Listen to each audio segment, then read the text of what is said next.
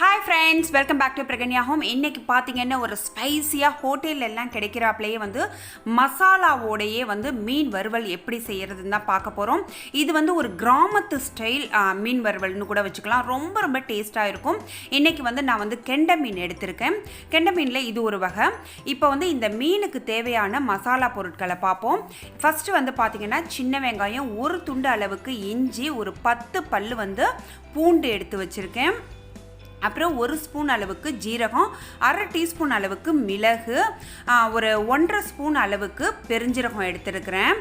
அதுக்கு பிறகு பார்த்தீங்கன்னா புளிப்புக்கு வந்து ஒரு சிலர் புளித்தண்ணி சேர்ப்பாங்க. ஆனால் வந்து புளித்தண்ணி சேர்க்கறத காட்டிலும் எலுமிச்சம்பழம் சேர்த்தா ரொம்ப ரொம்ப டேஸ்ட் அதிகமாக இருக்கும். 4 சில்லு தேங்காய், அதாவது வந்து இந்த மீனை வந்து 2-3 நாள் வச்சுக்கணுன்னா நீங்கள் தேங்காய் சேர்க்காத இருக்கலாம். இப்போ வந்து எல்லாத்தையும் சேர்த்து பேஸ்ட்டாக அரைச்சி வச்சாச்சு. நம்ம எடுத்து வச்சுருந்த எலுமிச்சம்பழத்தையுமே இதிலையே புளிஞ்சுக்க போகிறோம். இப்போ இது எல்லாத்தையுமே வந்து ஒன்றா சேர்த்து நம்ம மிக்சியில் அரைச்சி மசாலா செய்கிறதுனால பார்த்திங்கன்னா உங்களுக்கு வந்து ரொம்ப ரொம்ப டேஸ்ட்டு சூப்பராக இருக்கும். இதை நீங்கள் டீப் ஃப்ரையும் பண்ணிக்கலாம், அல்லது தவாவில் வந்து எண்ணெய் ஊற்றி அந்த மாதிரியும் வந்து கொஞ்சமாக எண்ணெய் ஊற்றியும் வந்து செஞ்சுக்கலாம். ரொம்ப ரொம்ப டேஸ்ட்டாக இருக்கும். இந்த மசாலாவுக்கு தேவையான உப்பு போட்டுக்கிறோம். இன்றைக்கி பார்த்தீங்கன்னா நான் 1 கிலோ அளவுக்கு மீன் எடுத்துருக்கிறேன். இந்த 1 கிலோவுக்கு வந்து 4 ஸ்பூன் அளவுக்கு தனி மிளகாய் தூள் எடுத்துருக்கேன். இந்த 4 ஸ்பூன் அளவுக்கு பார்த்திங்கன்னா ஒரே 1 ஸ்பூன் அளவு மல்லித்தூள் சேர்க்குறேன்.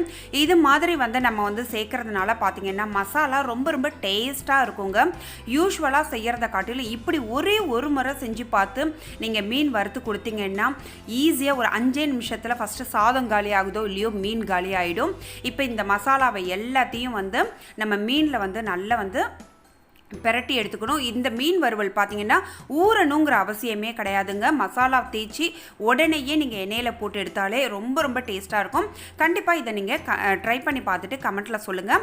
இந்த வீடியோ உங்களுக்கு பிடிச்சிருந்ததுன்னா மறக்காமல் praganyahome சப்ஸ்கிரைப் பண்ணி பக்கத்தில் உள்ள பெல் சிம்பிளை கிளிக் பண்ணுங்கள். அப்போ தான் என்னுடைய ரெகுலர் அப்டேட்ஸ் உங்களுக்கு ரீச் ஆகும். இது பாருங்கள், சூப்பராக இப்போ வந்து மீன் வறுவல் உங்களுக்கு பார்க்குறதுக்கே தெரியும். அந்த அளவுக்கு டேஸ்ட்டு சூப்பராக இருக்கும்.